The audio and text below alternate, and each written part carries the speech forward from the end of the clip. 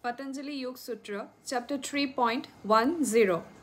Tasya prashanta bahita samskarat.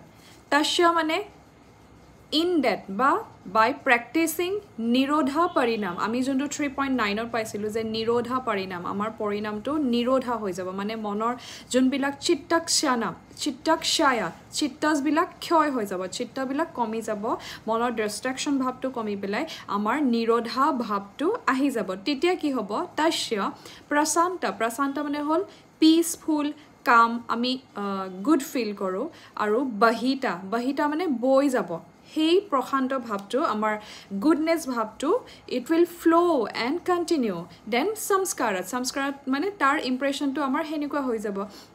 গটিকে এইটোই কৈছে যে এইটো অৱস্থাত in that stage of nirodha parinama we feel peace, we feel calm, we feel relaxed, and এই অৱস্থাটো and this state should be continuous.